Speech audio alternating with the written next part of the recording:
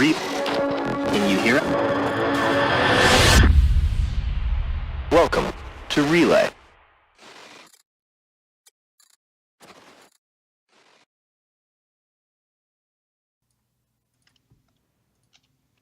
Where's the button for it? Hello. There is no intro today because I just bought a house. And if you've got a complaint, you can go have a lovely day. Now, excuse me. Where's the champagne? So you're drinking. You're drinking. That was it? All right. Oh, lovely. Can I do something crazy? Yeah, do it up. Okay. Hello and welcome to the beginning of Star Citizen Podsat. You're at the best station this side of Vega, the Relay Station. Woo! Here you're getting all your information about Star Citizen. Sometimes you get to see Eris yell or Jake strip naked. TM soon. TM. That was a much better intro. That was. Thank you. Sorry. Sit back, relax, enjoy the show. We may or may not be drinking. I mean, I clearly am. So yeah, we're drinking. Yeah, I'm all over the place right now. We put in an offer last night, got accepted today. Now I gotta do other things and panic and houses. I know the feeling. How do they I work? know the feeling. Yeah. I got a job not this last week before last, and I got a job on Monday, and they said you got to go to work on Tuesday. I'm like, okay, Sure. I guess I'm just getting tossed right into the fire. Well, I mean, congrats on getting a job. Thank you. It's nice. It's good, but I'm playing catch up for a little bit. So Yeah. So I've been coming home and been like, do I want to stream or do I want to sleep? Sleep is nice. Sleep is so nice. Oh, and I have another thing that I want to tell you guys because I know you guys have this. Yep. Some of you guys have the Oculus Rift with touch. Well, there's an open beta for a space game right now called From Other Suns. It basically gives you access to an entire space station or spaceship. It's all multiplayer, I think, and single player. It's a kind of a combination of like Pulsar, Star Trek Bridge Crew, and Faster Than Light. Nice. So it's got FPS mechanics where you can collect different weapons and different upgrades, different parts, and you can store them in your ship. And you have space battles with other people that you have multiple crew members who can run around and do stuff. I played a little bit of it, just a tutorial. I'm like, wow, this is really good. So if you have an Oculus Rift and you want to play a good game, I think it's available for this next weekend. So do it. I'm gonna be doing it. So. And if you have class and have a Vive instead, then you don't actually get any of the good games. So. Nope. Just stuck with Star Citizen. Yep. Like a scrub that we are. So, Star Nehkara. Citizen. Yeah. Well, no. First, Nehkara Okay. will be showing up. He has actually got an edutainment segment all planned out, but something came up right before we had to go live, and he had to disappear. But he will be back, so prepare for Nehkara. In the meantime, I guess we should probably talk a little bit about some Star Citizen, because now, as I understand it, this past week was pretty good for the burn down, because what are we at now? We are at we were at 5. We were at 7, and then it went to 0, and they were doing a go no go, and they found out that there was 5 more, and then as of last night, there's 1. That's pretty excellent. That's Yeah. okay. And so we don't know. I don't know if they're working over the weekend. I don't think they are. It's not the kind of thing you'd want to work over the weekend for AETF. They may have some people though. I don't know. I mean, if it's one bug, depends on what the bug is. There might be, 2 people that decided to stay late to try and work on it. Because, I mean, we have seen CIG staff do that all the time. Mm-hmm. So who knows? Maybe next week it'll hit the avocados. That would be amazing. VerseCon TX, thanks for the host. And I don't You're actually. welcome. I don't. I don't know if he's here right now. I don't believe he is here right now. But I did promise Rudy Shackelford that I would do the wave because his monthly subscribey thingy resubscribed. So for everyone that subscribes to us on a monthly basis and resubscribes, thank you. I'm not gonna wave. I'm just gonna tumbrel. I like the tumbrel. Okay, so next week, Possibly. possibly avocados Maybe. next week. Possibly TM. Possibly TM soon, hopefully. Here's a question. We know that for the last few weeks they've actually reduced the number of bugs that they're calling critical for first release to the avocados. Do you think that they're going to release this to the avocados and then re-up the bug count to tell us the number of bugs left to the next what kind of time frame are they going to go to now? Are they going to just say, oh, it's with the avocados until it's done? Or are they going to say, oh, here's the number of bugs the avocados have found? Or are they going to do, we've got 3 bugs left until we send the next thing to test to the avocados? I'm expecting not a lot of official communication once that's actually going on, because they'll be receiving so much information from the avocado that they're not really gonna be able to keep up. Like, they'll give an update with around the verse and everything, but like it's gonna be in much faster fluctuation than it has been. But they're probably gonna have also more frequent go no go meetings. I mean, those are just gonna become more and more frequent as like their bug list hits 0, then bounces up and down. Yeah. Again. Hourly go no goes. Hourly. Well, the biggest issue as well is the realities of these kind of experiences is that eventually they'll have to hit live, but they won't ever go down to no bugs. It'll never be completely perfect. And because of that, I think it depends on how long the ETF goes. If the ETF is going for like 2 months, yeah, we're going to start seeing like the number of bugs that they need. Another Trumbling. I had just done it, and he shows up and subscribes. To do this again? Yeah. Trumbling. I'm falling in space, and I can't actually put my hands down for some reason, because that's required in space. Yes. You know. No, but it depends on where we're at. I think if they do like an ETF and it's like, hey, we've got a bunch of bugs that are okay for PTU, but aren't really right for live, then they'll do a handful of bugs, fixing. They'll do it for like a week or 2, and then we put it in. But my thought is that we're going to see a lot of bugs in ETF, because it's the first time that it's like going from hitting a rock with like a mallet, and just like kind of like tapping at it, then taking a sledgehammer out and then smashing that rock. Eventually, that rock's going to blow up into pieces, and you're going to start seeing all the pieces like, oh, that's okay. I've seen all the problems here with this structural impact or the structural integrity of this rock here. That's what's going to happen, and especially since this is the first major patch that the ETF has had in a year, people are going to beat it with a hammer. Yeah, it's. What kind of things do you think we might see in the, like, do you think the avocados are going to mainly see? Are we going to, like, do you think the stability is going to be a bit higher? They have been polishing this for quite a while. Like, it seems to me that they've actually spent more time polishing this 3.0 patch than they've spent polishing any of the other ones, based on the frequency of patches from before. Do you think we'll see any better polish and it'll just be more gameplay bugs that we see, or? It's not polished, that's the thing. Mm-hmm. It's functionality. Quality of life, yeah. Yeah, this is stuff that is necessary just for it to go to Evocati. Right. I don't think polish is really the right term. It's mostly necessary stuff.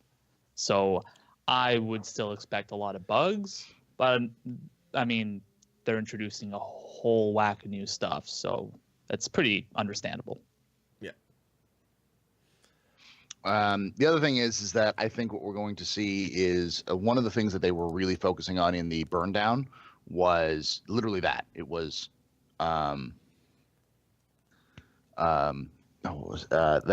stability issues. Yeah. Because they basically, it's from the sounds of things, they had a 2.0 issue where people would get up out of their beds, walk around for a couple minutes, and then the servers would crash. Yeah. And there was like in the burn down, I think it was Aaron who was just like, you need to start testing it online. We need if or it was Chris, like if there's not experiencing, if the ETF experiences this poorly the first time, it's going to go bad, which I always thought was like, that's weird because that's what they're. We expect that. We expect it to be totally broken. Our goal is that if we break it, then maybe when it goes live, we can have friends we can bring in and be like, look, we're so experienced with all these moons. We know exactly where everything is. We just had to pay for it by not being able to log in for like hours at a time. And when we do, we get 10 minutes, you know? Yeah. Mm-hmm. Do you think it's worth it? I think it is, because it like the polish and stuff like that, just it's a quality of life, you know, whatever. Whatever. Yes. Better Yes. is better.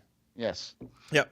So how long do you think let's be honest, we've been waiting for this patch for a long time now. A year. Mm. We've been A waiting for long time now. Mm. It's the light is hitting the end of the tunnel. It hitting avocados is great news. Do you think we'll maybe see it live in October, November? Like, how long do you think it's going to spend at the avocados before it goes to PTU? And also, is there much difference between PTU and live? Like, PTU eventually hits everyone, right? Mm-hmm. Mm-hmm. And everyone plays it, even if it's not live. They still all play PTU. I don't consider them different, but what I do consider it as is that anyone who complains about PTU is fucking retarded. It's like complaining about an experimental branch on Steam. It's like, it's broken as fuck. It's like, Well, yeah, You that's signed up why for it's it. not on live. You don't have to play it. You can play the live build, but it's boring. Yeah, for me, the difference is pretty much, do I advertise to my friends that, yeah, this build is ready to play, let's go play it. I won't tell, non-hardcore fans to go out and play a PTU build for that reason. I mean, for my purpose as a streamer, there is no difference between PTU and live. PTU is live. Oh, of course. You got to play the most up-to-date one, the most interesting. Absolutely. And the thing about the PTU as well is that it's really nice for us content creators because we get the first wave usually because we've been playing it for so long. So if we get the first wave, then like we get all of these people who don't have the game And or want don't to have see it it, and want to see it, and so they Yeah. come to us instantly, which is kind of cool. Yeah. Very. The only problem is that everyone with first wave access thinks they're a live streamer now. Not I. I accept the limits of my limitations. So let's talk a little bit about the Around the Verse this week, because the burn down was a burn down standard, but they did do a lot of talk about the usables system, which sounds pretty good. Yeah. The usables system is literally, it's one of those things. It's like, I think it's part of item 2.0, but it's like one of those backbones of item 2.0. And they went through the whole history of it about how like they tried to make it work. They also slipped in something that I had no goddamn idea, which is in the actual game or the CitizenCon demo for last year, they had working part replacement in the address. So people were walking around pulling parts out of like walls and then replacing them Really? in the gameplay. Yeah. And Wow. players were doing as well. So it was already No working. big deal or anything. Just Yeah, but a year ago. that's cool. Yeah, it's something they wanted to do for a long time. So it's part of item 2.0. So I think the usable system is very much that connection to item 2.0, where it's like not just you can use them, but any character in game, NPC or whatever, can also use them if they want to. So it gets kind of complicated kind of quickly. Though the cool part about it is it means that any NPC animation should be able to be done by players as well. So Yeah, well, I should hope so, because the universe is run by NPCs. So the expectation is that, I mean, yeah, they're not going to be as smart in a dogfight or something as a human player, but they can do all the same things, have all the same impacts on the economy, swap out parts, perform engineering work on ships, everything.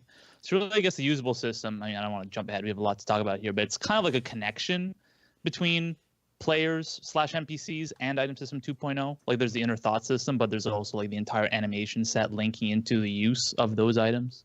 Know what I'm saying? I know what you're saying. So it all came, like, this usable system, like, honestly, like most of the systems in the Star Citizen, seem to have come from a problem, which was seats, right? yeah, It started as they needed regular seats that weren't like pilot seats in a complicated ship. flight seats. Yeah. They showed in ATV a few clips of a bunch of AI sitting at a mess hall table, right? Yeah, What? mess hall In animations. ATV? Well, I think on. I think they actually defined why they've been doing that, though. Everyone was like, why do we see a bunch of fucking mess hall animations? This is fucking stupid. And this is one of those things that I love CIG, but they always fall down on this communication thing. They didn't tell us it was a fucking, the reason why is because it was a test bed for all of their AI interaction system. Yeah. And that's important to know. Yeah, it's like if you told us that this is the test bed that you're doing that, we'd And be why like, it's oh, so difficult. Yeah. why it's so difficult? We'd be like, oh, we know why you have so many fucking cafeteria animations now, because you're trying to get everything working properly. But Yeah. like what they were showing in this week's ATV, the little bit that I watched of it, it seemed kind of nice that they weren't all like they weren't all doing the same thing at the same time. Mm-hmm. Right? I don't know. I like it. Yeah. When Jens was talking in ATV, like he's really stressed that like it's important that we have lots of variation and we allow all these different variables. Well, I mean, a lot of it's randomized, but also very context sensitive, and it's very important that you get the idea. I mean, it suspends your disbelief just that little bit more. So you see that, yeah, not everyone is doing the exact same thing. Some people are leaning on one arm or another. Some people are, have one leg up or something. And when they get off the seat, sometimes lean to the left or the right or something.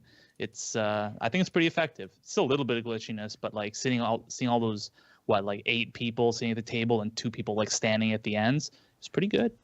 Yeah. It was pretty dang good. So what does this mean for the game overall, the usable system? What do you think, Paul?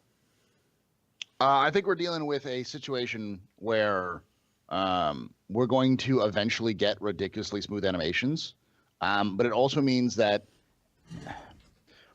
like there's a bright side and a dark side. The bright side is that means there's going to be a lot of shit you can do in game. Like if they wanted to, and especially for modders, this is like a wet dream. Basically, you could make it so that you could put any animation. You want to lean on a rail, there's an animation for that for that you can put onto your player. You want to like vault over and then grab onto the rail and like descend yourself down. There'll probably be an animation for that. There'll be so many animations for any possible option in game, simply because they have to smooth all the animations out to make them work properly. And so there's a lot of options. Dark side is that's going to take a lot of fucking time. Like that's a lot of fucking animations. Although I think part of why they're investing this much time into the technology is that they can kind of abstract the animations and instead separate the level creator or the modder from actually having to program the animation side of thing, and instead create or put down objects that indicate context. Saying so, they explain it near the start of the usable section, like you have a chair and a table and a glass on top of that. So it's like, okay, you're not gonna force the level designer every time they put down a chair also manually indicate that yes, there's a glass, and play that glass drinking animation every 5 seconds, and and use this animation to get in. You can just say there's a chair here, link it to the table, link the table to the glass, and automatically there will be some sort of intelligence and everything will be all right, and it won't take too much of the level designer's time to put everything together. They'll be able to make a lot of content more easily. And it's the usables themselves that tell the characters what animations can run, right? So if a character sits in the chair, they'll know all of the animations associated with that chair and that table type. And then if there's a glass, it'll also say, oh, there's a glass connected to this table, so you have these extra animations that can play because there's a glass there, right? So it's all it speeds things up. The level designers get to make the level, and as long as the usable that they're placing has been created right, which they're going to have a giant library of usables to work with, they don't have to go in and do anything. Like, it should be very easy for them to create the levels once all of the system is fixed up and done and has been created the first time. It's going to be a lot easier for them to start putting things out faster, right? Start making those 100 systems and all Yeah, that the 100 stuff. systems. Yeah, exactly. Which, oh man, That's gonna be a while.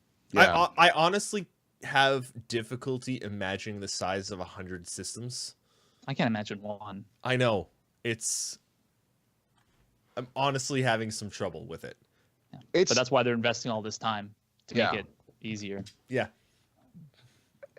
the other thing is that you got to remember that 3.0 is the alpha version of systems. Like everything they did by hand mostly, which is why it took them so much time. But as they were doing that by hand, they've now gone through and tried to make libraries and then try to figure out how to do it procedurally. So I'm hoping that all of this front-loaded effort is going to be worthwhile in the long run. Well, fuck, man, that's just going to be a lot. Like, we're talking serious, 40 minutes to get across Stanton? 30 to 40 minutes to get across Stanton? Hey, Board, thanks for the host. Yeah, it's just across one system is supposed to be like a half hour. Across 100 of them, it seriously boggles my mind. Like, Mm-hmm. and Yep. and not just that there's systems, and I've been thinking a lot this week about, back in 2012 when I first backed, and I kind of thought that this was going to be, a single player freelancer, and then eventually an MMO where you fly around in space, and then anytime you land on a planet, you're landing on like in Freelancer or in Chris's old games, you're just landing at a location and you've got, a few things you can click on, buy stuff, and then you jet back out into space. Mm-hmm. But them now filling entire planets with things and all, like, buildings, and all those buildings will have usables, and it's a lot of detail. It's a lot of detail. A lot of stuff going on. And can I take an aside for a moment? Because I got two things. One, Steven Bender. The fuck did you take away my dancing with my gun and shooting my gun at the same time? Why did you take away that it's not a bug? That was a feature. That was one of the best features. Straight up. It's the only way I could describe to people how the first person and third person cameras were linked. I'd say, hey, I do this. So I did animation like dancing, and then you had the gun out, and then you pull the trigger, and it goes poof, poof, poof, and you see where the bullets are going based off your hand movement, not straight. Even though it's in other games that would just gone straight because it's fixed like that. The other idea is that I could go cheers and like cheer, like raise my hand and then shoot the gun in the air. It was so redneck. I needed to have it. So I'm upset with that. CIG, please Bring it back. Bring back handguns, or at least give us handguns. Yes, finger guns. Yes. And then the other thing was that. Did anyone else catch what Steven Bender mentioned? He a lot of his answers were funny answers on the Last Citizens of the Stars, but he did make one serious answer about player numbers. Did anyone catch that? I did not. I didn't watch it. Sorry. He said that this is why, and I think they're starting to do this because people don't watch Citizens of the Stars; they just watch ATV. But there's always like I actually transcribed word for word half of Citizens of the Stars. And then realized that we no longer transcribe it in full. We do like point form, and I gave up. I gave up, walked away, and just cried in the corner. Because I spent 3 hours transcribing half of Citizens of the Stars, and Yeah. It's okay. You don't need to relive that. Can we get traumatic can memory. we get a sad violin That'd be okay. playing, in the background?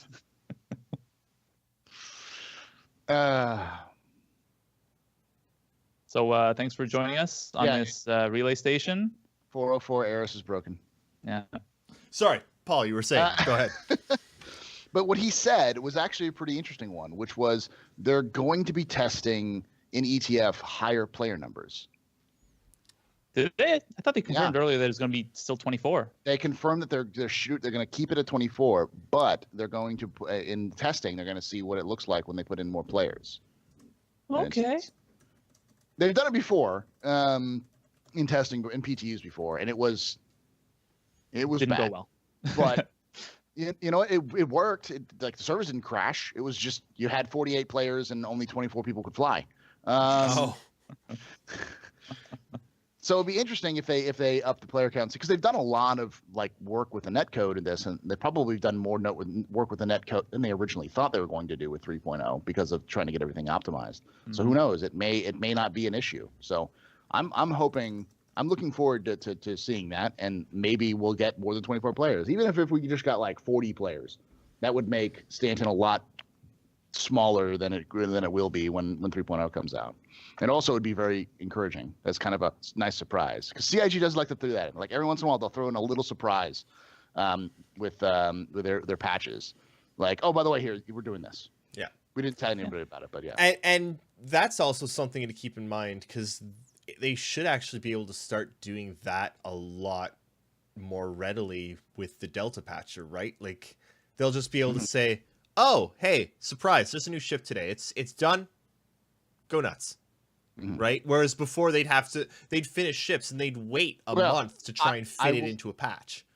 I will quote Sherman, who said this before. They still have to lock down the patches and they still have to submit them like they normally would. But it makes it, I definitely think that they hesitated before, because it's like, oh, we have this ship and we have all these fixes.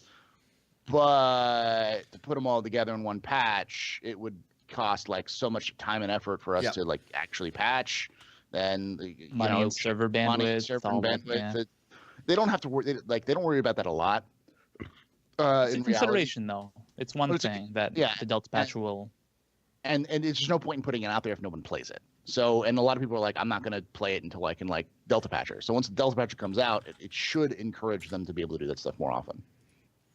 I'm being given instruction that I should promote subs, because apparently subs are half off until October 18th. Now I'm not sure if September we're selling out even more. Woo! I'm not entirely sure if these are Subway subs or Quiznos subs or what, but I mean, if you like subs, if you like subs, go get a sub. Delicious. You should though. And I'm going to bring this up again because I saw this on Reddit and it pisses me off.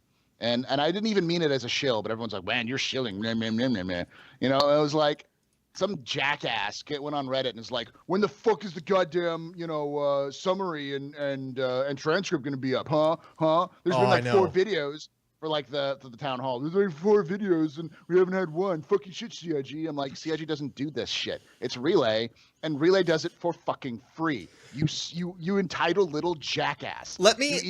If you wanted to do faster, maybe you should fucking support them by paying them or subbing to them or doing something. We actually have a hell of a lot of support right now, and seriously, thank you to everyone that supports us on Patreon or subs to us or anything. We have enough, like, we cover all of our monthly bills, which is amazing. This is actually the first time in our history of like 3 years that we cover our monthly bills, and I'm not putting, hundreds of dollars a month into the site, which is honestly phenomenal.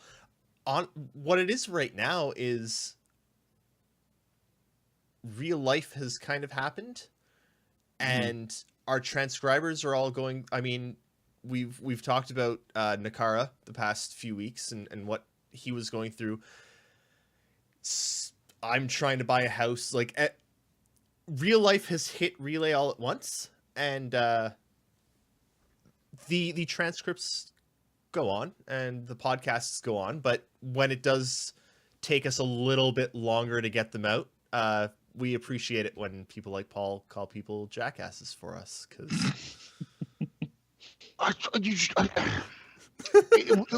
I've been working with Relay as kind of like as like a friend, as a colleague with you guys for like over a year now. yeah.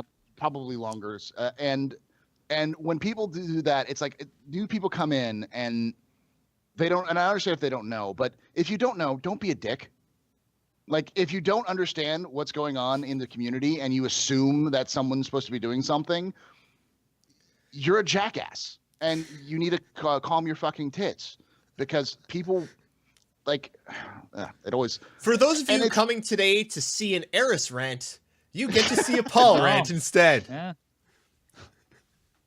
Yeah.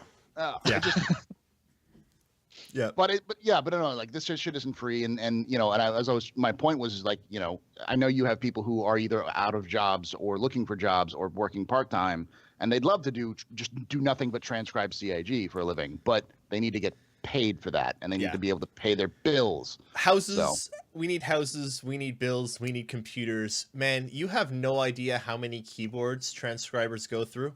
At least 12 a day. Think of the transcribers' keyboards.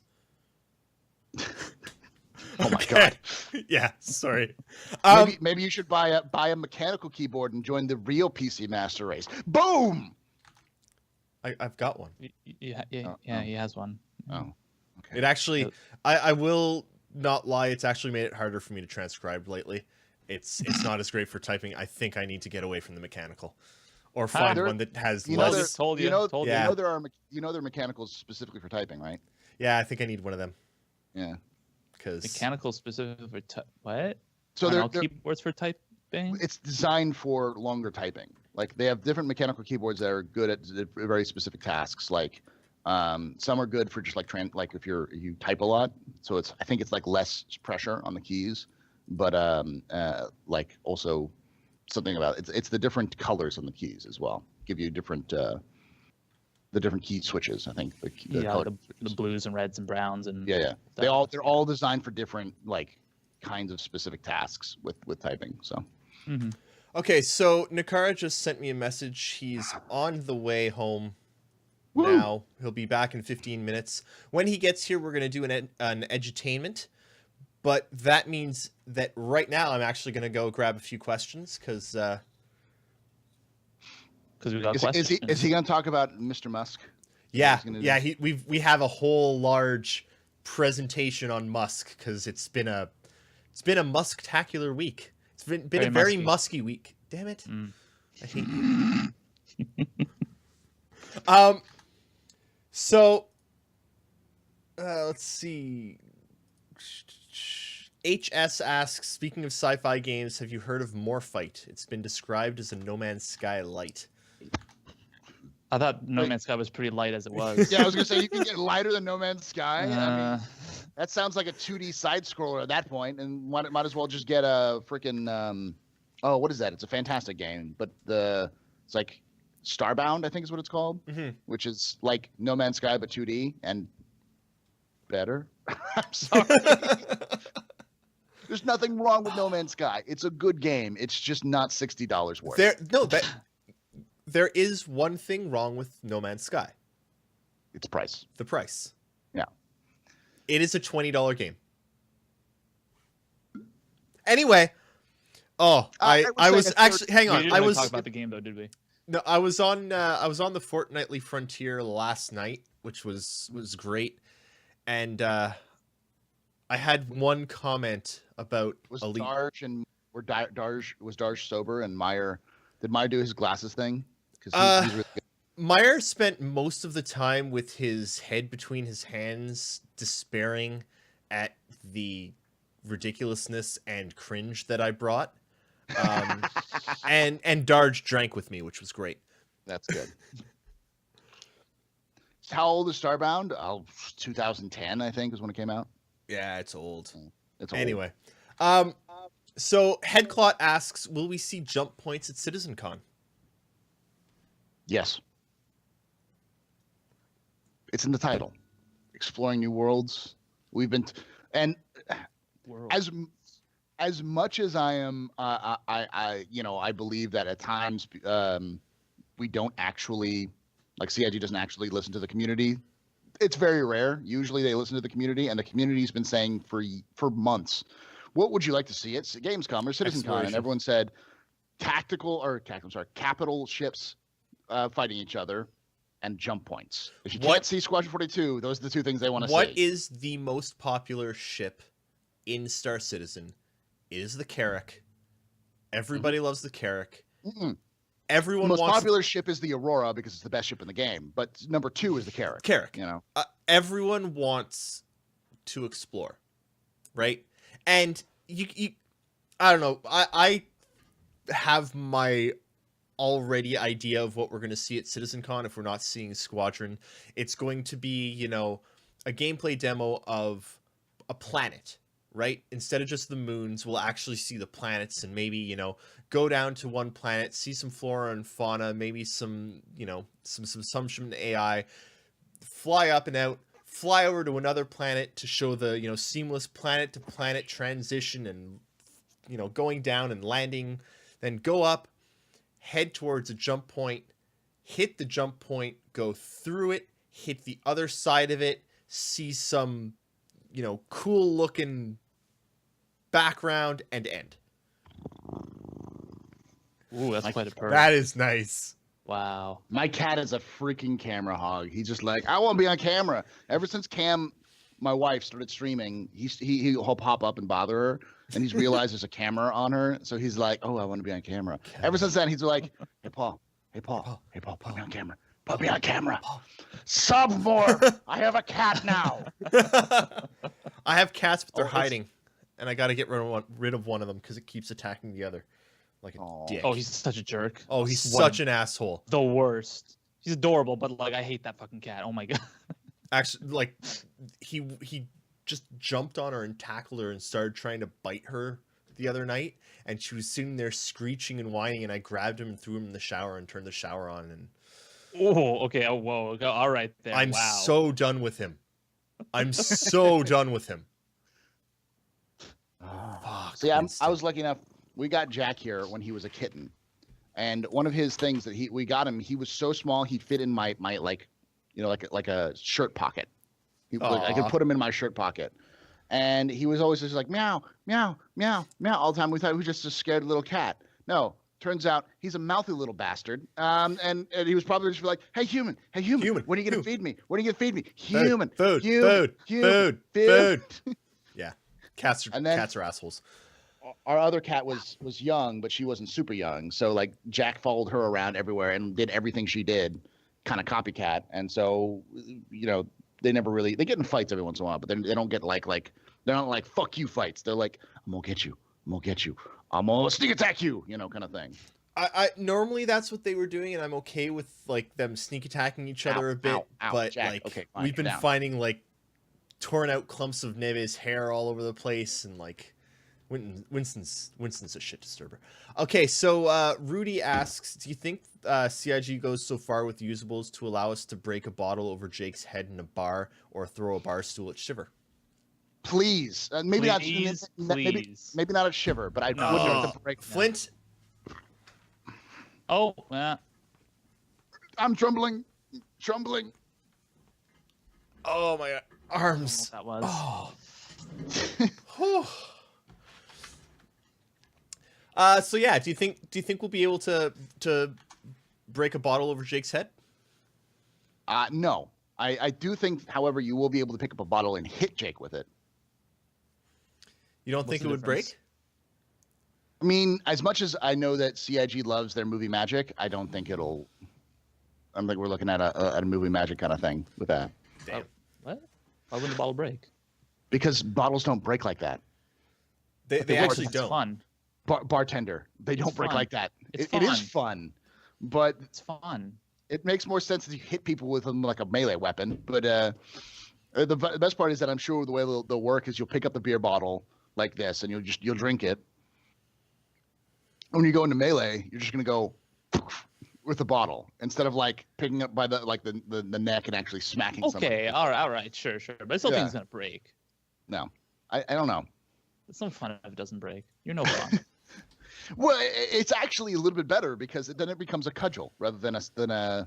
Oh, it's more effective for sure. improvised weapon. Yeah. I also really hope that they allow us to start bar fights and throw bottles at people, and that's They've mentioned it before as one of the goals of the AI. They want to be able to have AI fight each other in a bar, as well as humans be able to like throw a ball like a beer bottle at an AI, and the AI gets up and just like, "Fuck you, man!" And then like you can get into a fist fight in the bar. I really hope so.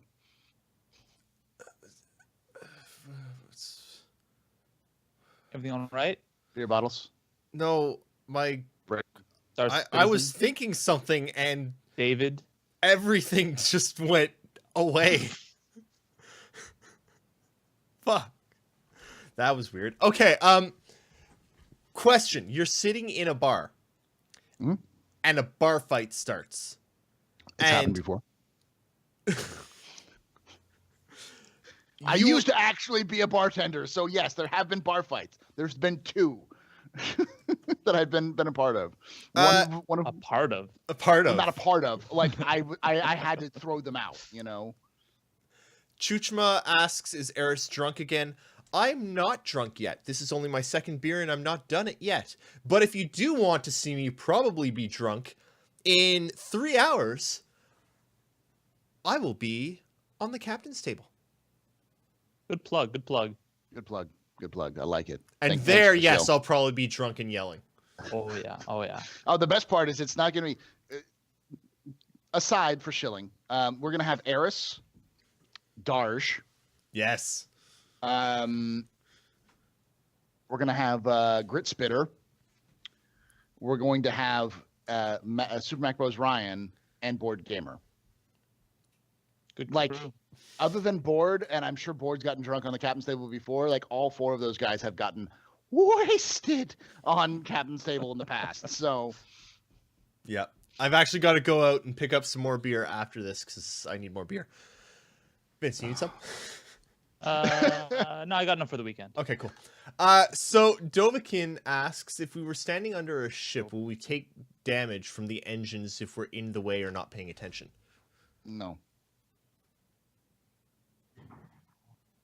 Yeah, Hey. probably maybe. I see activity. Oh yeah, light. What? Could it be? Has our space folk arrived? Space Space folk! folk Wait, is here. let me get rid of the 1 second. I gotta get rid of the moose. Hold on, he's not back yet. Oh, moose is back. And he's gone again. The moose remains. Yeah, I just realized that no one can see what we're seeing. No one else can see Yeah. what you two see. They see the moose. I can't even see what you guys are seeing. Getting his headphones. Okay, there we go. And he's gone. Okay. Nope. Oh, He's there. He's just getting ready. Hey. No, I don't think the engines are going to be rendered like that. I think you may get pushed because of the engines are pushing out like force. Yeah. But that's the best. I mean, hope you get pushed. I also hope you might get like radiation damage. Hey CS. Okay, I'm gonna get rid of the moose there. Is that CS Digital Design? That is Canadian Syrup back there. He is the king transcriber. Yep. If you ever appreciate a transcription, you owe it to that man right there. And the team of, Sunjammer who's in chat and Desmarius who's in chat, so thank them. And Stormy Winters who's somewhere.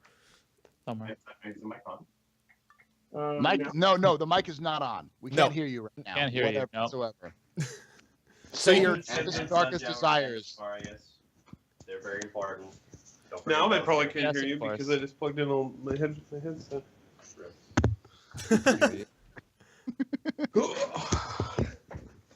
Welcome. Hello. Can you guys Welcome, hear me? Nehkara! Oh yeah.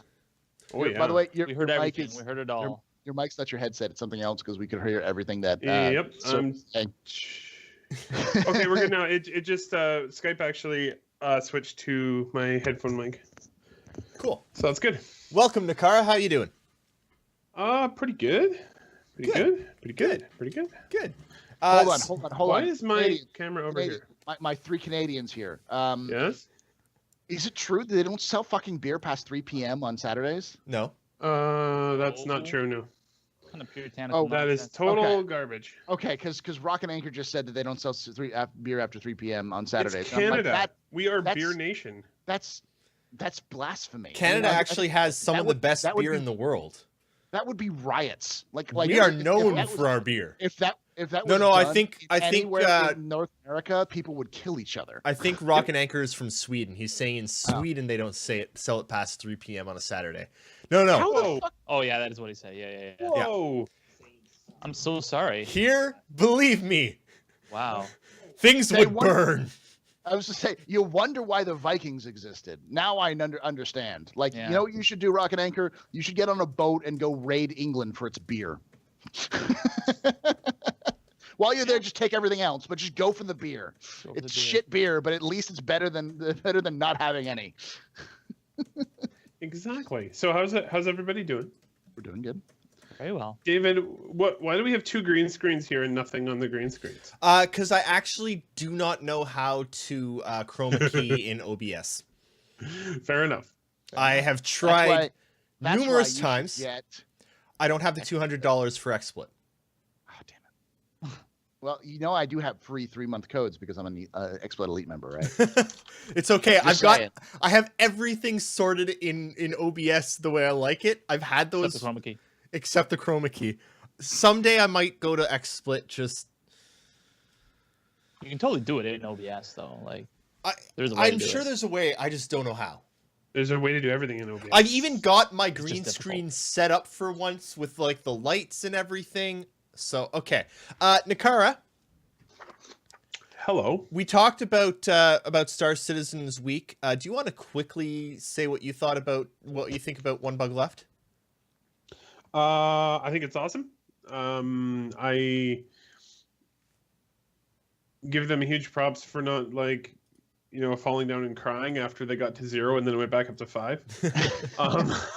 Well, they knew that was gonna happen.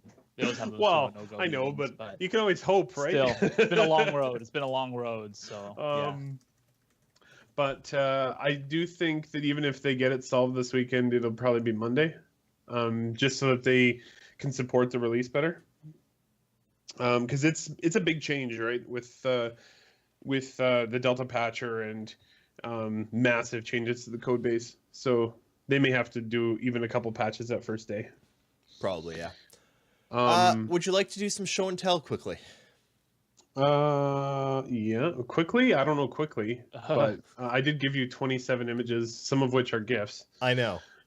Oh, I know. But I can do it. We are going to do some show and tell about Mr. Musk. Mr. But Musk?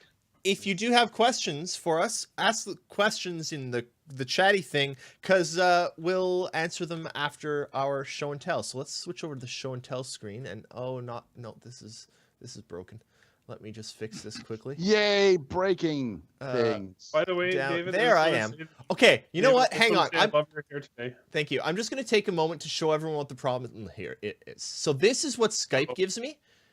See how I'm that little thing in the very, very bottom?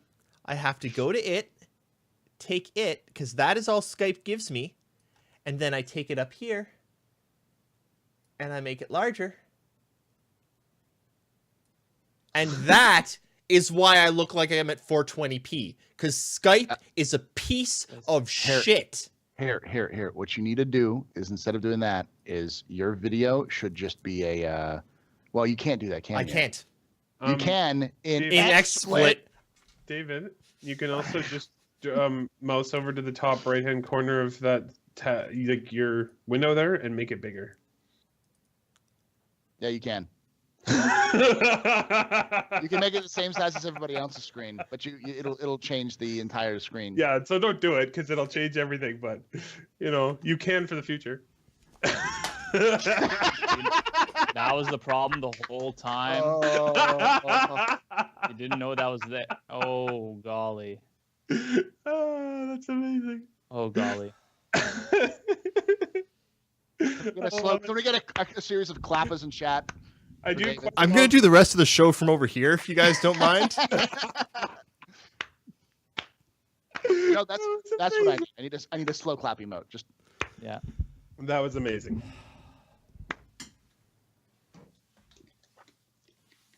That was amazing.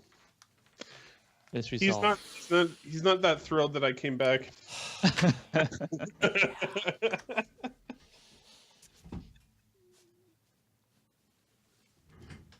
hey, you know what? You've just learned something. It's okay. It's all right. This whole thing could have been avoided if you had XSplit. I'm done shilling. I'm done shilling. All right. While you're bathing in your shame, should I do show Yes. and tell? Start it. Oh my god. So, yesterday yesterday for some people it was Thursday night, Friday morning, depending where you were on the planet. Elon Musk did a presentation at the IAC, which is the International Astronautical Congress in Adelaide, Australia, which also just happens to be the place where he's building the world's largest battery bank. Tesla is, I should say. So basically what he's there to show is their new prospect for like the future of SpaceX. Like, where is SpaceX going?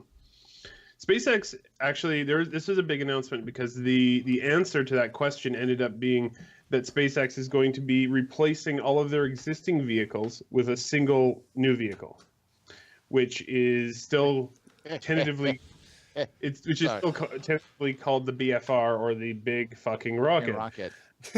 Some people call it the Big Falcon Rocket, but that's not actually its name. Is the name actually When- the Big Fucking when- Rocket? It Yeah, is. No, fair so if you're around children, it's the Big Falcon Rocket.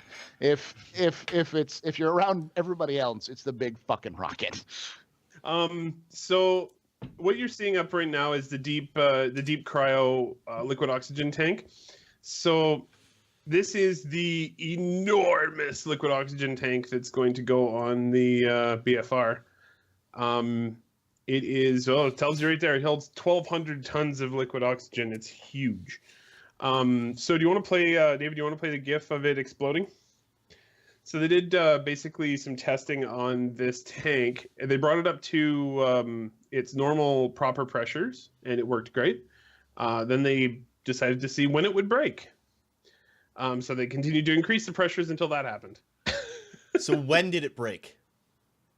It broke above its intended operational How far pressures. above? Apparently, way higher. He didn't give details, but he said it was much higher. Basically, just increased it until it failed because they wanted to see when it would fail. Right. Yeah. But apparently, it flew 300 feet in the air and then landed in the ocean.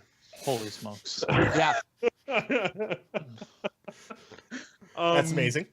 Again, this is why SpaceX, while being one of the hardest companies to work for in aerospace or in the world, Musk is a really, no matter where you are, like Tesla, everything he does is hard to work at. But you get to blow shit up. Yep. So let's go to the next image in the series. Image. No, they found it, Dovahkiin. They I recovered. don't know whatever the next number is. It's 3. probably a GIF. Yeah. Okay, so it's a GIF. That is the Raptor.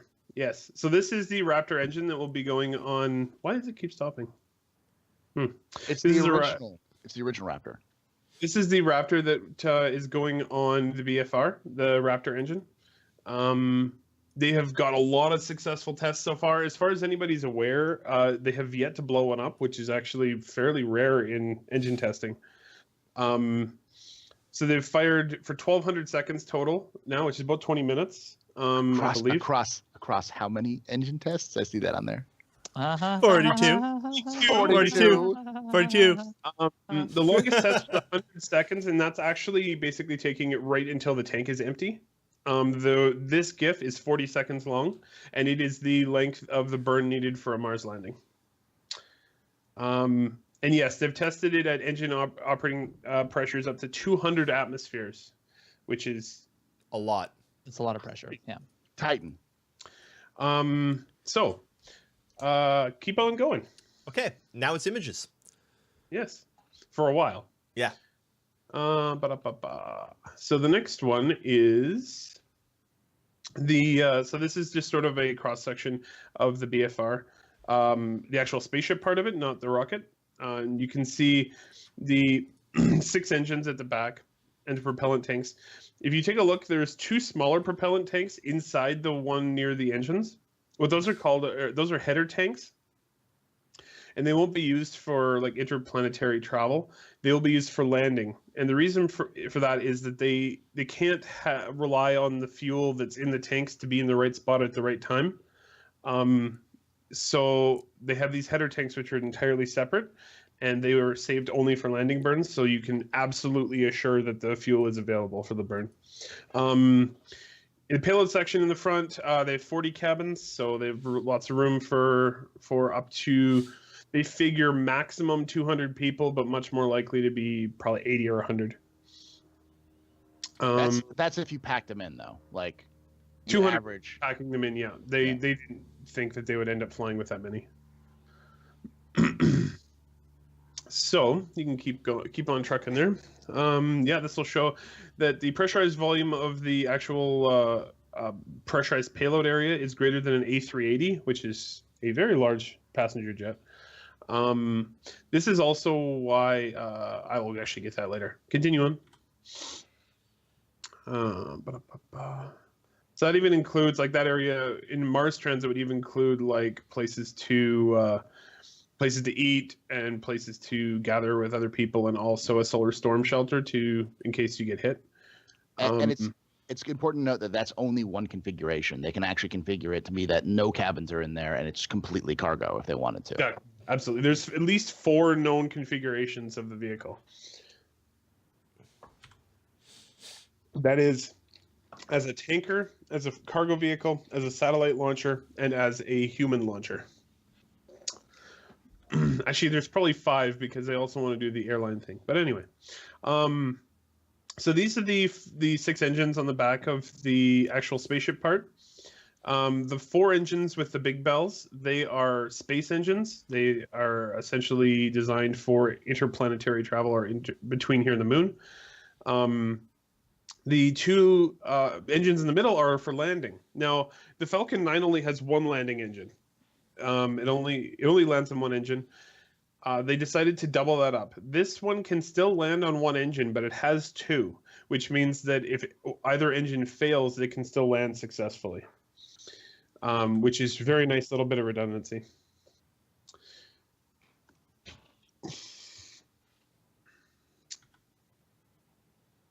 You can go ahead there, David. All right, refilling. So, ooh, good job on the screenshot there, Eric. I got the escape in there.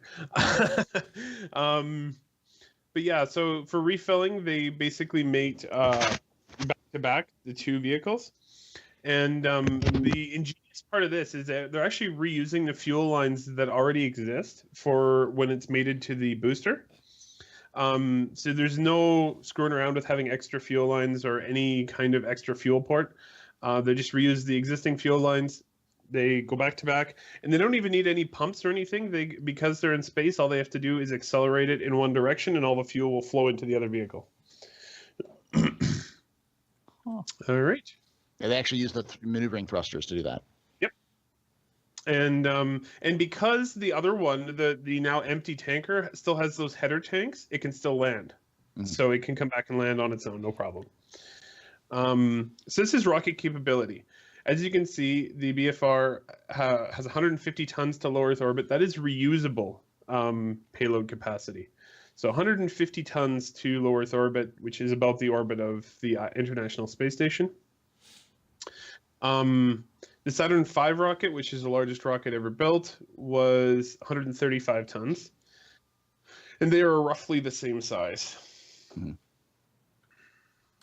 Also, it should be noted that the BFR, that's a reusable configuration. It has 150-ton payload capacity. If it was expendable, they probably won't ever fly to expendable, but if it was 250 tons. However, for launch cost, because it is a 100% reusable vehicle, they expect it to be even cheaper than the Falcon 1, amortized over the life of the vehicle.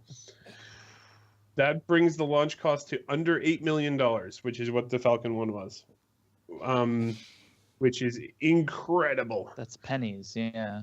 The only way that's possible is because you are designing it to fly hundreds or thousands of times, with very little refurbishment.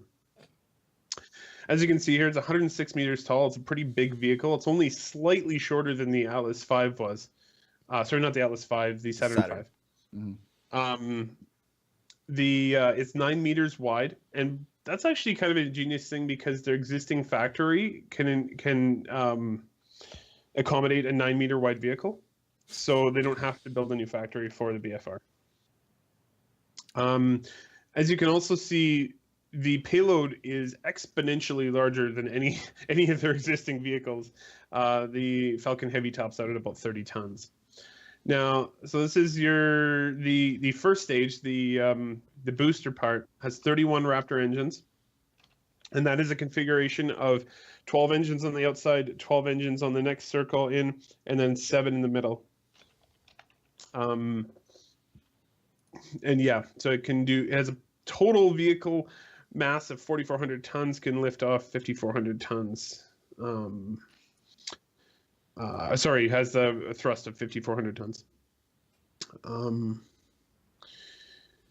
This is really an incredible vehicle, honestly. It's basically designed to take over the entire fleet for SpaceX. What this GIF is showing is that in order to go to somewhere like Mars, they'll have to refuel in orbit, which we already showed you the refueling images. It will require 5 flights to refuel it. It's 100% reusable flight, so it should be pretty easy to do fairly quickly. But once it's refueled in orbit, it can carry that 150-ton payload all the way to Mars. That is a huge amount of cargo to go all the way to Mars, and should allow that base building opportunity.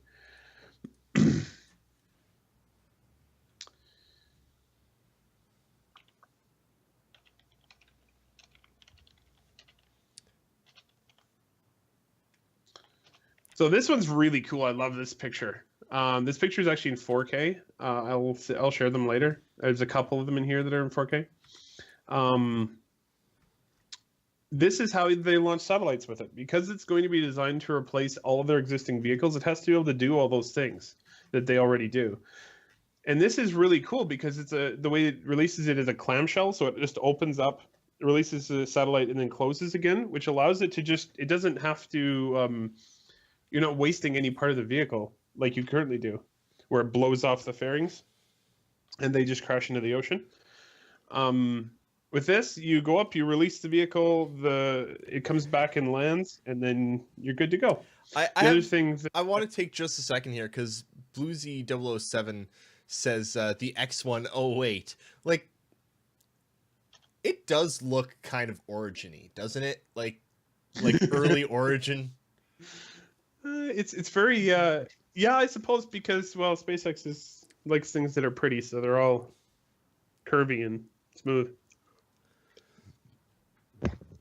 But the wings at the back, yeah, definitely. It's important to note that the BFR is also a slightly different design than they originally came up with. They originally came up with what was called the Mars Colonial Transport, which was twice the size of the BFR. Mm-hmm. Yeah, it would have been the biggest rocket ever made ever. And a lot of people were like, "That's ridiculous. It's not going to fly." And so then, a couple this year, some months ago, they said, yeah, we're going to just downsize it by half."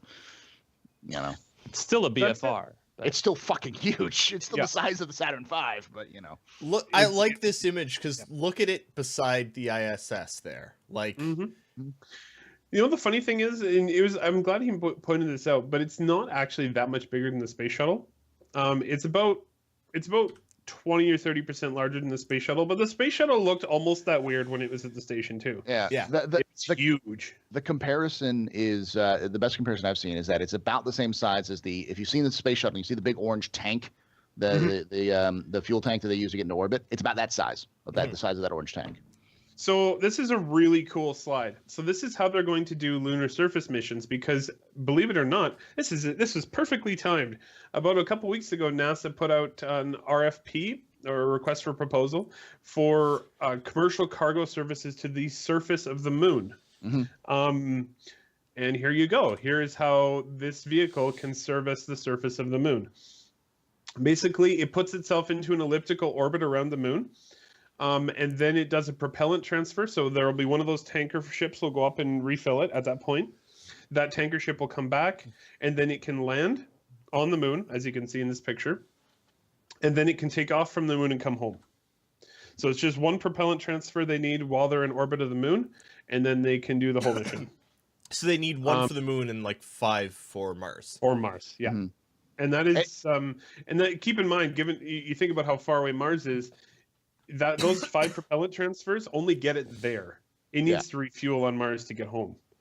Now the first ones won't. That's to be fair. Yeah. The first ones that are going out there won't. They'll stay there. Which is interesting. That's my biggest question at this point, and something I would love to ask him in the AMA. So that last picture was the BFR landing on Mars, and then this is the Mars transportation architecture. This shows the entire series of missions that are needed, and it actually looks like there's only 4 propellant transfers here, so there's a little bit of difference there. Maybe they're not entirely sure on what number that's going to end up being, but. Yeah, they need to basically build the propellant depot on Mars in order to get home. But yeah, this is like the entire sequence of events to get to Mars with the BFR. The cool thing about the propellant depot, though, is that they're actually planning on building them on Earth to use with like seawater and the atmosphere. Absolutely, like they're gonna take seawater in the atmosphere and then make fuel out of that. I know, and that's really cool because then you're taking. I mean, yeah, you have to burn something to get to orbit, but you're also taking CO2 out of the atmosphere to make it fuel. So it's you're getting. I mean, I'm not sure if it's net zero, but it's better. Yeah. So this is the animation of actually landing on Mars. You can see that delta wing is pretty important. It allows them to aerobrake through the atmosphere. They tried to design the BFR without the delta wing, but it just isn't possible to give it the number of different, to give it the flexibility they want for it to land all over the solar system. They really did end up needing that little wing on the back. Because aerobraking, as they show here, 99% of the energy that the vehicle has coming into Mars orbit is removed by the atmosphere of Mars, not by the landing burn. So there's a lot of aerobraking that happens. This is the coolest slide, and the one where he basically went, no, that's not a typo. They are planning currently to do 2 cargo missions to Mars in 2022 with the BFR. This is already underway. The tooling is already underway for the fuel tanks. The Raptor engine's been tested 42 times. They plan to start building the first BFR spaceship in Q2 of next year, so probably next summer. I mean, Q2 is March to June, but Elon time, it's probably next summer. And but then in 2024, they have 2 cargo missions and 2 crew missions. So that'll give them 4 cargo missions on the surface. So they'll have a lot of cargo on the surface, and then two crew. That is important because one thing you realize here is one of the missions for those 2 crew missions is to build up the ISRU, the propellant plant. They have to go there, build it, wait for it to generate enough fuel for them to get home, and then come home. So they could be there for several years. So those 4 cargo missions are important to give them enough supplies to survive that several years on Mars. You know what I really like? That it's What's the name is SpaceX, right? But it's not just that it's SpaceX is the name, but it's also that like X marks the spot that they land. I find that so poetic. And not only that, but the name of the company is actually Space Exploration Technologies. It's total name. So it's just nice that it's very symmetrical and nice all around. It's I like it. So this is the base buildup that he foresees basically in the future, going from 1 pad to 4 pads to 5 pads, and then to having like a full base and then even a city. And then the There- demon outbreak happens, and they have to send in. Yeah. Doom Marine. And then Doom actually happens for real. Elon Musk is actually, Doom Marine. the leader of the UAC or whatever that, or the Samuel Hayden. yeah. So Satan. this picture I'd love to. One thing he was pointing out here is that on Earth our sunsets are red, and are like during the middle of the day it's blue. On Mars the sunsets are blue, in the middle of the day it's red, the sky. So this is sort of seeing it at sunset. You can see a couple of the landed BFRs and basically a dome for growing plants, along with some other buildings. Just a really cool image of hopefully what the future looks like. Mm-hmm. And it's important to note that we're going to talk about it right now. Never mind. And let's just watch this part watch because it. it's ridiculous. All you have to understand is that this is how they're going to pay for it all. Well, there's lots of ways, but this is definitely a thought. Yeah. David, can you string those 2 gifts together fairly well?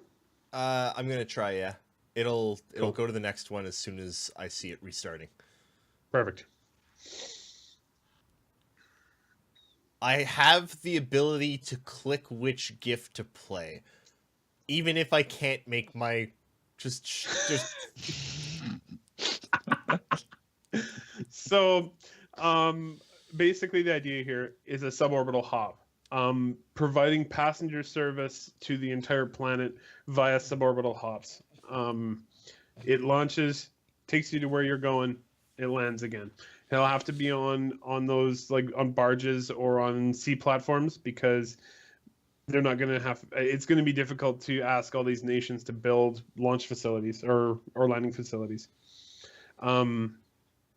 But pretty awesome idea regardless. And this all looks very expensive, but again, because their vehicle is designed to be reused as many times as they possibly can, probably thousands.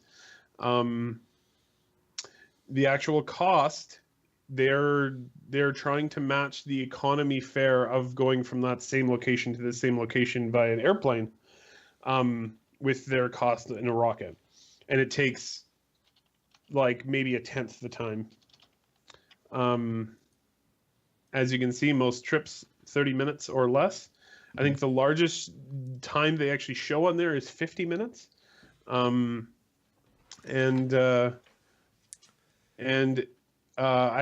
was reading his Twitter today, and one thing people have been asking is like, how do you deal with the fact that people are going to be experiencing high Gs during launch and landing?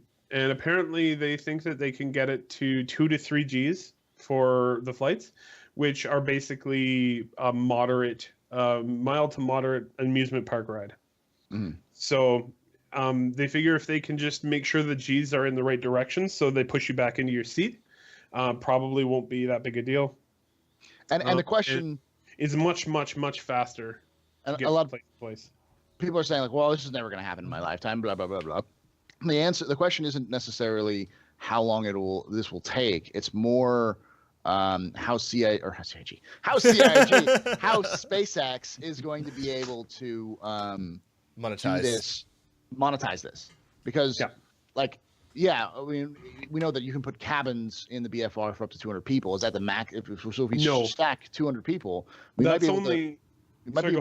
You may be able to even convert the cargo bay to have more people in that, so that you would have twice that, which would be 400 people. So it means you could have 400 people per flight, but the cost of that has to be within the same range as a traditional intercontinental flight, which is something like $400. So The thing is, at first, it probably even set up doesn't, because if you look at the what was that bloody airplane that was in the hangar in 2015?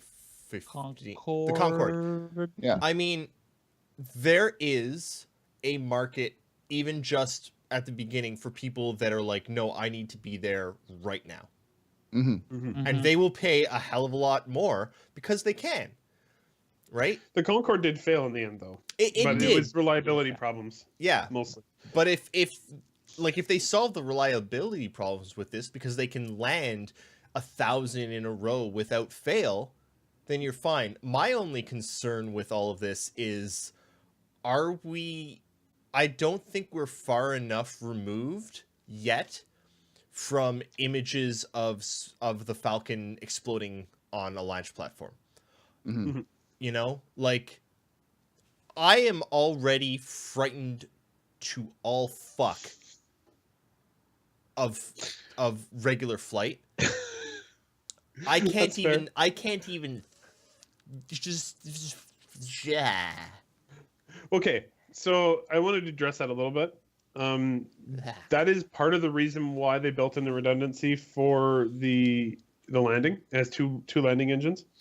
But I think what they'll also do is probably give it an emergency abort system of some kind. Like, they could probably land it in the ocean and people would be fine.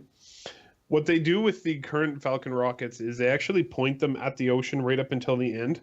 Like, they're basically pointed at the ocean right up until they're like, okay, it's landing, okay, and then they point it at the pad. So I think they'd probably build in like parachutes or something to make sure that the people were okay. There would have to be a lot of safety involved. It would be a big, long thing. But they're fairly certain with two landing engines, because basically when it's landing, it's going to use both engines, but either engine can still land the vehicle, no problem. So you should have a lot of safety there. Now, but what I wanted to mention is I think this is their pie in the sky idea. They think that they can fund this with their existing revenue just by doing all of the things that they currently do. They launch satellites, they launch to the ISS, they launch to the moon. Those are all NASA and other companies paying them to do things. They can, because they're retiring their other vehicles, they believe that they'll be able to do all of this with their existing revenue, which is pretty amazing.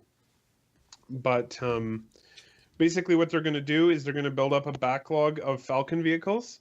So they're going to basically kick their manufacturing into overdrive, make a whole bunch of Falcon vehicles, and then stop making them entirely. And They can make basically go, whatever we have is what we have. If we run out, then you're not allowed to use them anymore. You know? I mean, they can do that for a while though, because they can make a Falcon rocket in like 6 months. Like it's not that difficult, and they build them like 2 or 3 at a time in their facilities. So, go ahead. I was going to say the other thing is the internet that Elon Musk is planning on doing, which he didn't talk about, which pissed me off. The funny thing was he didn't talk about it, but the day before, Gwynne Shotwell had a thing at she's the president and COO of SpaceX, and she had a talk at MIT, and she actually said, I'm going to try and get her exact quote because it was pretty awesome. She basically said, we're going to make scads of money making internet better, and then we're going to use it all to go to Mars and then make the internet and Mars better. Make scads of cash improving broadband, spend it going to Mars, give Mars broadband too. Yeah. There you go. That was her quote. This is ridiculous because SpaceX is trying to be the in-lore Robert Space Industries from Star Citizen. Literally, which is yes. Literally, that's if you look at the lore for CIG for Star Citizen, RSI basically built everything. Yep. They built the first terraformers. They built the first quantum drives. They built the first ships that people could use. They built everything, and then other companies came later. So what SpaceX is planning on doing is bankrupting all the major broadband carriers, which will piss them off.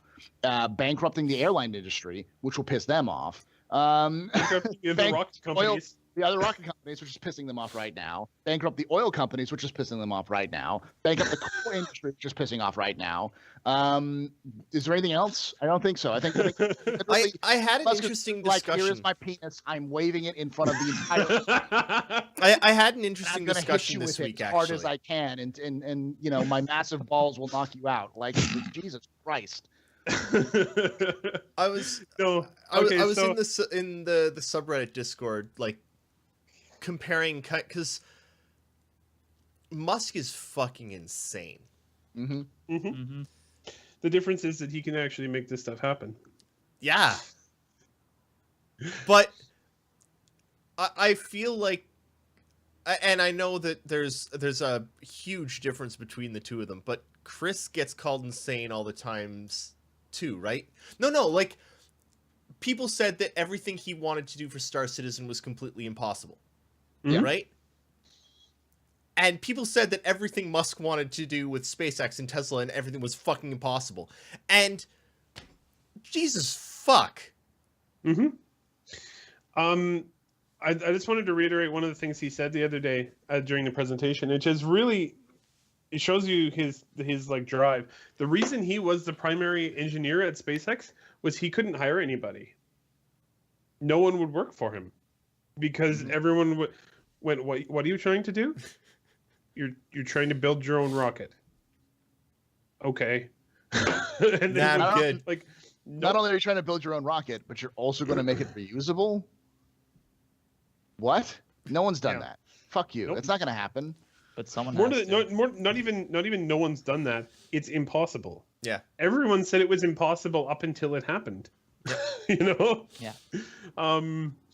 So that was kind of interesting. He's like, I couldn't hire anybody good. They just wouldn't work for me.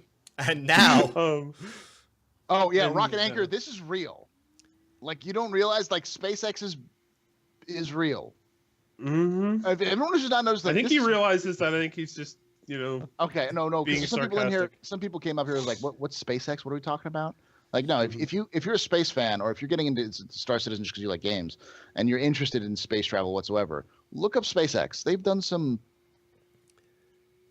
crazy shit, and they're Keep in planning even mind- crazier shit. Relay, in its original iteration, started as a way for Nehkara, right there, to talk about two things: Star Citizen and space. SpaceX, or space in general, yeah. Space in general. But honestly, the funny thing is, I think 90% of what I've talked about has been Is SpaceX, SpaceX. because they're the nudes in space most of the time. Yeah. Um, I will add one more piece of information, which I'm sure you've known or you've talked about, but I don't know if you've talked about in depth. Is that, do you know that the Dreamcatcher, which is one of the thing, is planning on Dream Chaser. Dream Chaser is supposed to be is in talks with SpaceX to launch on the Falcon. Yep, they're hoping that they'll be able to launch in Falcon. Yeah. Because if they can launch it on a Falcon, it means that it's a totally reusable device, because it's the second stage and third stage for the Dream Chaser is on the Dream Chaser, and then they just need the first stage to get into orbit, like close to orbit. So Yeah, no, it's yeah, that's pretty cool. it would essentially be a tiny fucking rocket, because it's just like the BFR, because it has delta wings, but just small. It's really little. Yeah. Yeah. So that's the Sierra Nevada Corporation made the Dream Chaser, and it is actually, they did get contracts for the new commercial resupply missions to the space station. They'll be launching in like 2019, 2020 timeframe. At the same time that Dragon 2 will be launching, and the Starliner. So The Genesis that'll be an interesting Starliner? thing to see. Yes, the Genesis Starliner. Actually, no, in this case, it is the Boeing Starliner. Ah, yes. So apparently, Boeing needs to change their name. Clearly. Copyright, CIG. But yeah, sorry for distracting for half an hour there. But You I know hope what? everyone No. enjoyed it. This only happens every once in a while. And when it does, I am more than happy to devote all of our podcasts to SpaceX, because Star Citizen's pretty cool. But this shit is real life. It's not a fantasy. It's real, man. Also, it's good to point out the reason why I've talked about the internet before. Sorry, go ahead. No, I was We were trying to Bohemian do Rhapsody. Bohemian Yes. Rhapsody. Yeah, I we know. all know. Yeah, We all yeah. know. We didn't, I didn't wanna go dignify with with it. a response. Please keep going, Paul. Was First you that, make fun of me because I don't know how to do anything. Then you make fun of me because I don't know how to do anything. And then you make fun... Yeah. I love you. Drink more beer. I'm going to. Don't worry. But I'm going to when it's your problem, not mine. Yes. Mm. So the cool thing about SpaceX is that the internet that they're planning on making not only is good internet, it will make CIG's life easier. Mm-hmm. That's the best part. It'll make, like, you will want to purchase it because for those of you guys who don't know, it means it's going to be a satellite-based internet, which will have ridiculously low latency, and I think they've upped it to fiber levels of download and upload. Oh yeah, super fast. Super fast, at least 100 up and 100 up, or 100 down and 100 up, at least. So, or at, it's premium package, and it costs about the same as you would cost a traditional broadband in the U.S. right now, which is about $50. The advantage is that you get it anywhere, everywhere. You want to be in the Arctic, you got internet. You want to be in the outback, you got internet. You're in the middle of the fucking ocean, you have internet. Like, it's everywhere. So low latency, which means low lag, and high upload and download, so you can play games on it. Here's the thing.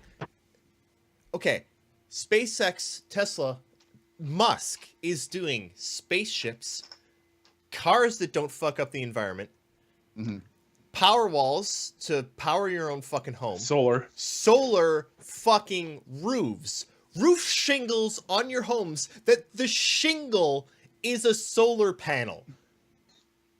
The shingles of it's your fucking fuck. Yeah. And internet. Just sign over your life to Musk, because all he has to do is make it so that I can buy it all. Oh, and I'll be happy. You missed hyperlink. Yeah, hyperlink, the hyperloop. Yep. Hyperloop. Yeah. Starlink, SpaceX, Tesla, and Solar City. 5 companies, all of which are literally saving and changing the world, all done by fucking Elon Musk, that son of a bitch.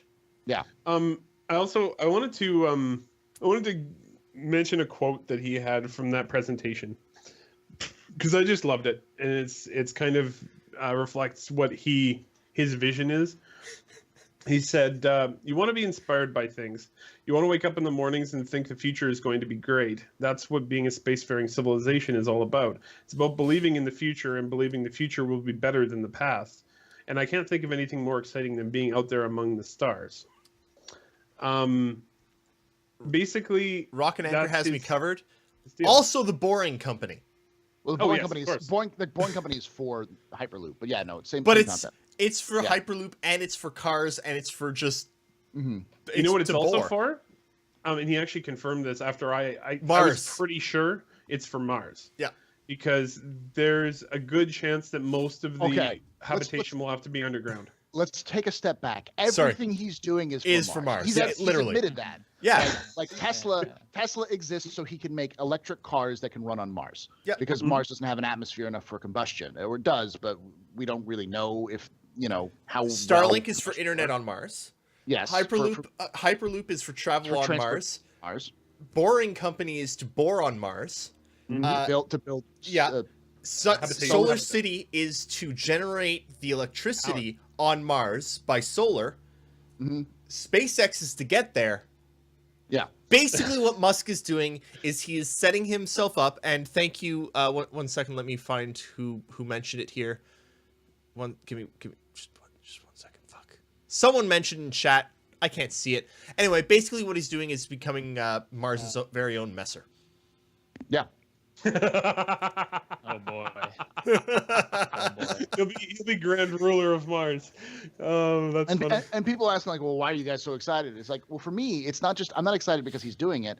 It's because he's sitting there and he's just flipping the table over and saying, deal with it. So either people adapt or die. So like people are either going to either meet him head on and try to compete against him, or they just they fade away. I thought for the longest time that we weren't in, like, think of all the times when there was something amazing happening in exploration, discovering new continents, searching the bottoms of the sea, the Apollo program, fucking landing on the moon for the first time, going to space. All of those things are amazing, and they give you so much faith in something more than the everyday, than disasters and politicians who fuck each other all the time. It gives you something so much more. And I honestly, for the longest time, thought that wasn't something that I'd ever get to see. And now I'm realizing that I get to see all of that, and it's all because of one son of a bitch.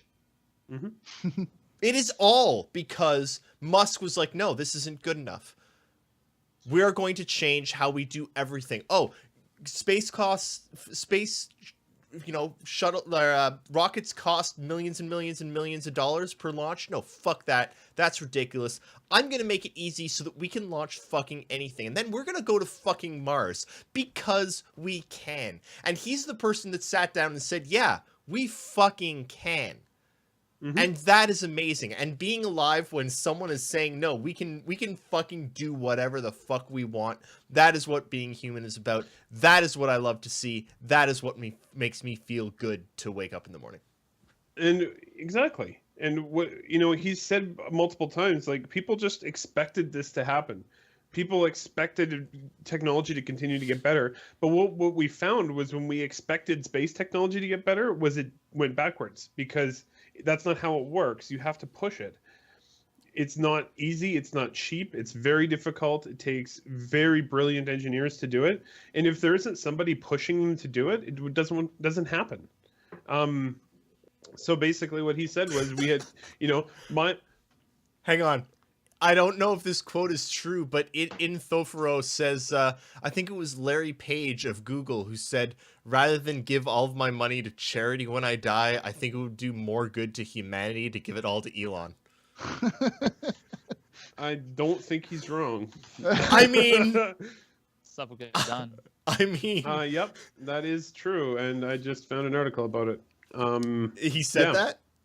Yep. Yeah. Google's Larry Page said he would rather give his billions to Elon Musk. Yeah. And you know what? And we need to end because we're starting to go over time. But I find that really, really interesting. Considering when Elon was first starting up Tesla, that it basically bankrupted him. Mm-hmm. And if Tesla hadn't succeeded, he would have been done. And he put all of his own money into Tesla, all of it. Yep, and it was really interesting how that worked because SpaceX saved Tesla. Yeah. And this is he loves NASA. Some people think that he's at war with NASA. He's not at war with NASA. He loves NASA. NASA loves him too, by the way. We've talked with NASA and engineers. They love him because he gives them reliable shit they can use. Yeah. NASA. Here's the thing. NASA is a government-funded. It's a government thing. They don't get money. They get like an 87th the budget of the military. Mm-hmm. Fuck you, Americans. Give more money to NASA, damn it. Well, the people probably would. The government won't. Yeah. So the one thing I wanted to mention revolution. is, it's time. What was that? Revolution. It's time. Yeah. So basically what happened was NASA awarded SpaceX with the contract for the first commercial crew, or not commercial crew, commercial cargo services to the space station, which is worth $1.6 billion. And instantly Elon opened a loan against that contract and then gave money to Tesla and saved both companies in one day. Yep. And like, okay. I will say, BlueZ0087, we're going to end here, but BlueZ0087 says, Canada, give NASA more money, damn it. Hey, NASA, we gave you all the people that started NASA. Our Avro Aero program got shut down here, and they all went to NASA. And they started your fucking programs, because guess what? Canada does it better than America. Yeah! That's how we're going to end it today? That's how we're ending! I was going to say that also Canadian Space Agency does pay NASA for seats. We do. Also, Canada. Actually, that's actually something to note. Canada just announced that they are building arms for the future lunar space station and also for the future Mars space station. Which they announced. They kind of surprised everyone. NASA, Roscosmos, all of the international space agencies were like, "By the way, we're building a moon station." Yep. Mm-hmm. Yep. It was a good fucking week for space news, and Star Citizen's down to only one fucking bug before 3.0. Celebrate, people! Join me in 2 hours on the AstroPub. I'm yelling now because I haven't yelled this entire time. Vince, thank you for being on, even though you didn't speak in the last 20 minutes. I really appreciate it. Eric, No problem, thank you for anytime. showing up and doing the show and tell. Paul, I'll see you shortly. I'll be drunk. I might not be wearing a shirt. Thank you all. It's happening. Good night, and I love you.